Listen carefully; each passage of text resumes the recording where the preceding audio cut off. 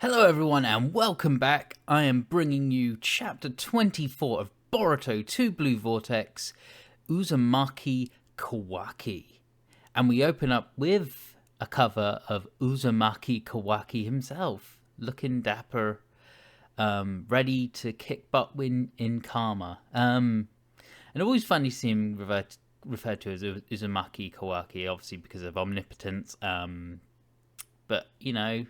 And I like that. You know, it's got Kawaki in his current post time skip appearance, but you see faded in the background there. You've got Kawaki in his pre time skip appearance by the looks of it as well, which is kind of cool. Is that his pre time skip or is it just? Oh no, it's just the same. Whatever. Who cares? You know, it's so good to actually get into these manga videos. You know, after being so late with these, and I'm on a bit of a roll. This is only 2 days after I did the chapter 23 video for Boruto, so you know, while I'm on a roll, let's get going. So last we left off, Kawaki showed up to save Boruto, who was finished. He had reached his limit and he was going to fight Jura in his karma removed limiters, I guess we'll call it, even though it's sort of adjusted limiters, whatever. But we're not going straight in there. We're starting off with a flashback of Boruto talking with Kawaki. So I find this conversation a bit confusing in that Boruto says that, you know, head to the sand to support Sarada and the others as soon as your limiters are removed, and then I will head there right after you. But as far as we're aware, Boruto got there first, so I don't know. It's very confusing, but Boruto's well on top of it. He says that, you know, him showing up will cause Jura to butt him, but Kawaki will make the difference. And Kawaki doesn't really feel it. He thinks Jura's a monster, so adding more won't help. And interestingly here, Boruto chucks one of his metal symbols to Kawaki. So I remember going into at the end of chapter 23, going to chapter thinking, there's no way No Limiter's Karma Kawaki is going to beat Jura, and it seems to be the case because Boruto even says here that it's not possible to take down Jura, even with the two of them. And the plan is actually how they are going to survive once they're engaged with Jura. And his whole plan is to give Kawaki the metal symbol so they can use Flying Raijin to escape. Pretty straightforward. We've already seen the limitations. Koji discussed that, you know, concentrating, others to worry about, etc. So blah blah blah. And here, as Boruto then points out that he can't focus on Flying Raijin while he's fighting Jura, so Kawaki correctly deduces, and we jump to the present, that he is buying time for Boruto to focus on the Flying Raijin. And here we are. Jura charges in to attack Kawaki. So Jura starts off by firing a Biju bomb. He loves spamming those things, right? But fighting an opponent who can use Karma is a whole different beast. And as we see, Kawaki easily absorbs the Biju bomb with his Karma. So as we see here, Boruto gets up and starts focusing on the Flying Raijin while Kawaki finishes absorbing the Biju bomb. But Jura has disappeared, and we see that he immediately appears behind Kawaki, ready to strike. So talking about attacks Jura spams, he is going in with another claw mark finger attack. But he seems to have reacted to something at the bottom here. What is it? What has happened is he summoned a bunch of cubes from the, I'm going to pronounce this horribly, Daikokuten dimension. The Ishiki would always spam, and even Boruto has had to evade out of the way as he's been caught in the crossfire, and Jura seems to be dealing with it with a bunch of Biju bombs. So the cubes land, Boruto has successfully leapt out of the way, and Jura seems to have done enough to evade the cubes as well. I don't know if the Biju bombs pushed the cubes back or destroyed some of them. Doesn't look like they've taken damage, but he's done what he needed to do. Before he can recover, Kawaki appears behind Jura and smacks him with his ninja tool arm. Jura is sent flying, but immediately jumps back, and Kawaki and Jura clash with their rod and claw-grime finger, respectively. So Kawaki goes in for a rod attack, which Jura evades, and then he goes in for a claw-grime finger attack, which Kawaki blocks. And then they have a series of clashes, and I noticed this is all happening. Jura is still missing his leg, so it's quite impressive on his part. But then Kawaki successfully deflects and pushes away Jura's claw-grime finger. I keep saying claw-grime. Claw-mark finger. And using that opening, manages to impale Jura through the abdomen. Will this have a lasting effect? Probably not, but let's see. So I'm not 100% sure what happens here, but it looks like some of the colour in Kawaki's karma fades. I think maybe he's sending chakra from the karma down the rod, and then we see there's a mini explosion where the rod had impaled Jura. And yes, as the smoke clears, we see that there's now a hole in Jura's abdomen where the pole had previously impaled him, and not settling for that, Kawaki then just repeats the process, pummeling him with the same sort of attack, which is seemingly causing a lot of damage. At that point, Kawaki switches to his massive arm, swings at Jura, and sends him flying. As we can see here, Jura is actually sent quite a long way. And we also see that Boruto is struggling with his own karma. He's trying to get it under control because he knows he can't control it and it risks Momoshiki emerging. So Kawaki nonchalantly walks towards the downed Jura at the moment, and as we see, he's looking a bit rough, and also we get a close-up on Kawaki's eye, the camera that's been put inside him. So obviously Amado is watching the fight. So it turns out that it's not just Amado, Sumire is watching as well, and she is very impressed by how much Kawaki's able to push Jura back. But Amado just coldly says no, and just as Jura, for some reason, pulls out a book. Was he protecting it?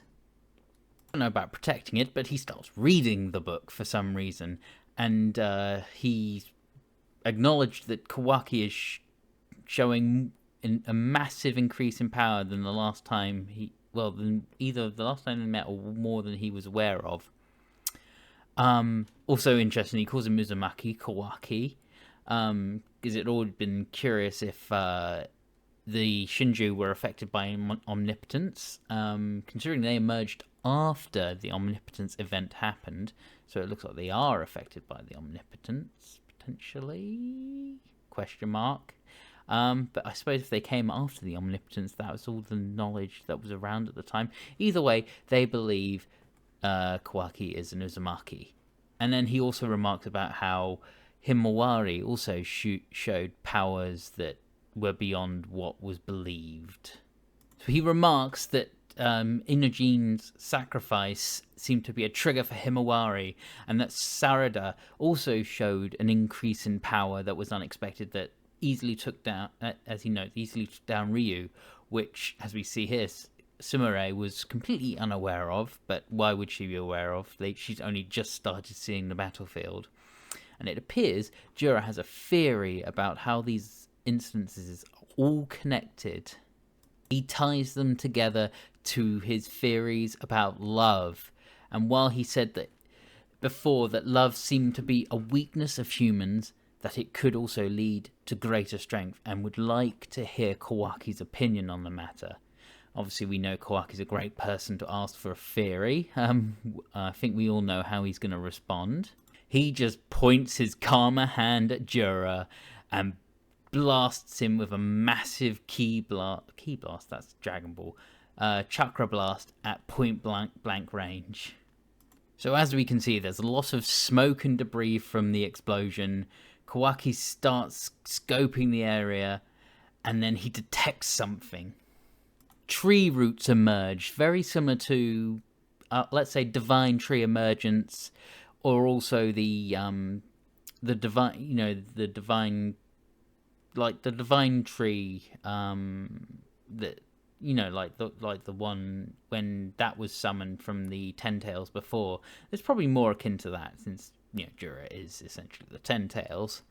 And as we see here, he sort of makes a throne out of the roots, but the roots also go into him and seemingly seem to start healing him, even one going into his eye, and he mocks Kawaki, telling him basically, calm down, dude.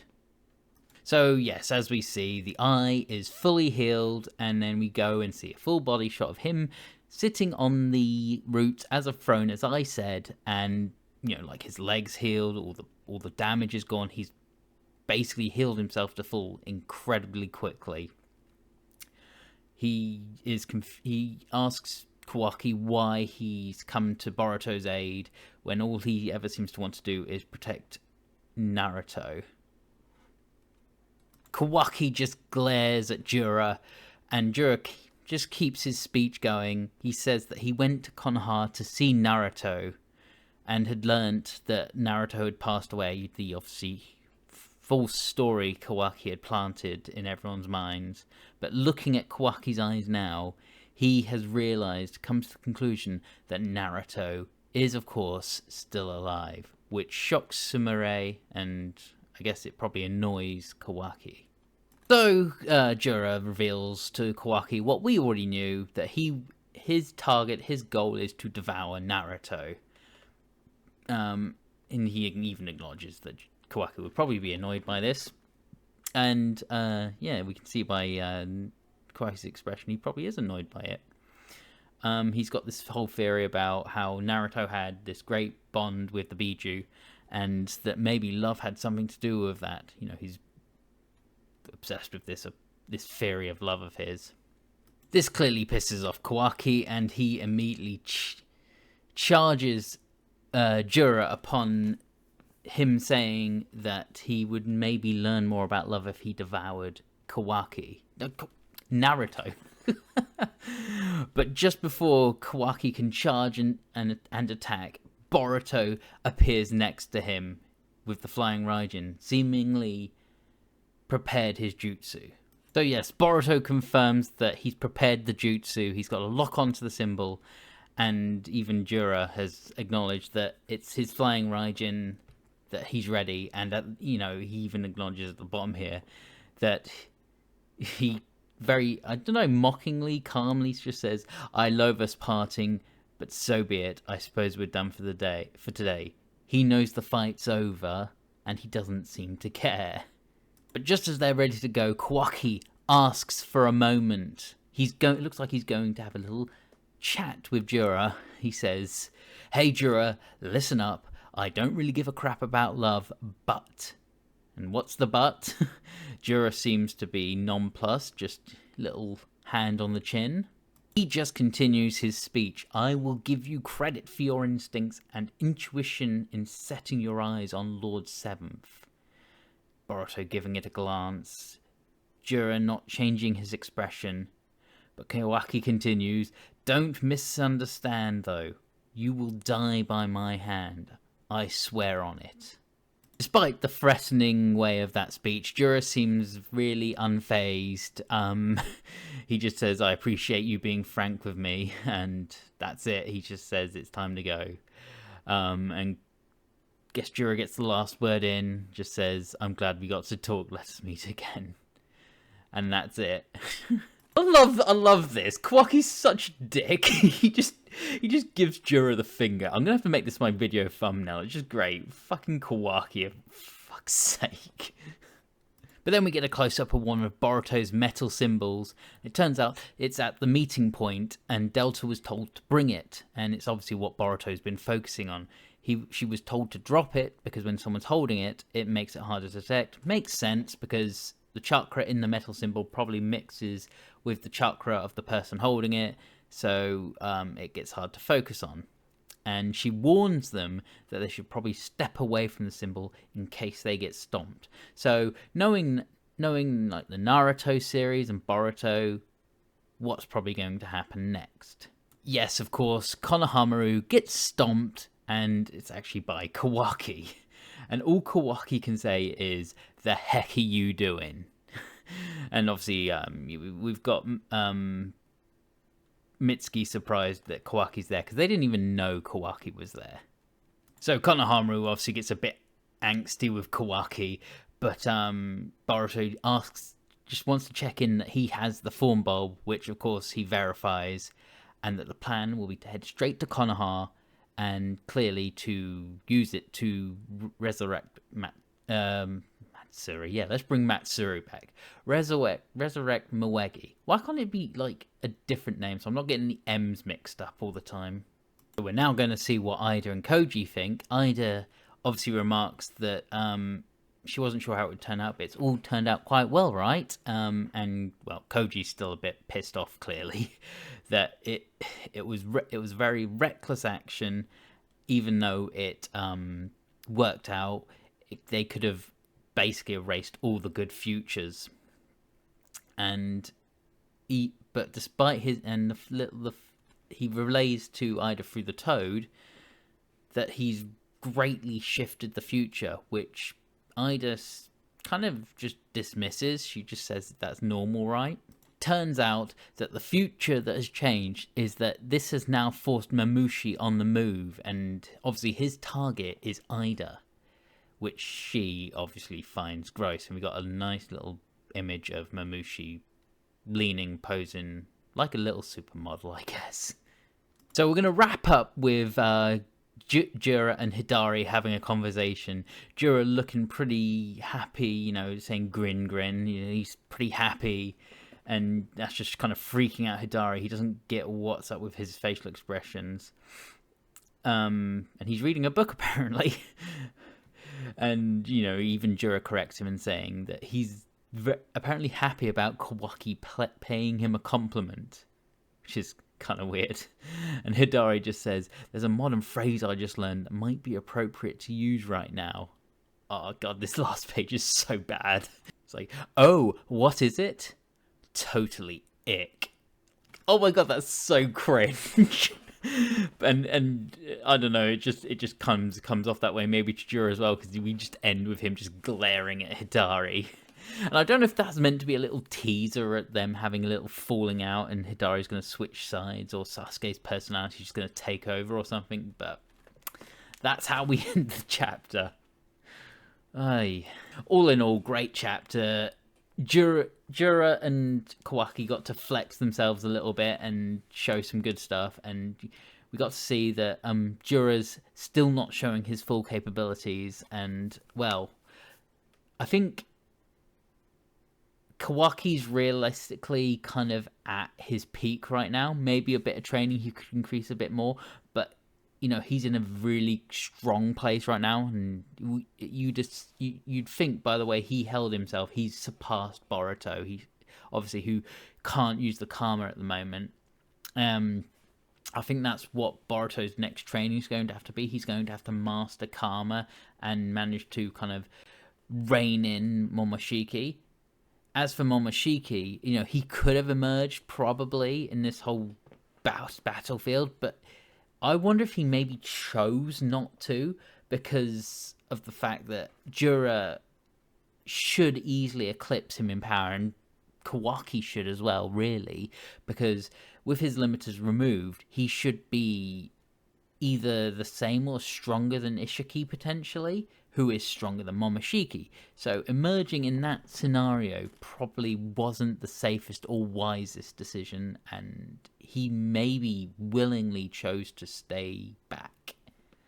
But hopefully we will see more in future chapters. I know people are dying for Momoshiki to make an appearance, and we're 24 chapters in and that hasn't happened yet. But we will see next time. We're still a few weeks away. But until then, thank you for watching, and I will see you next time. Bye-bye.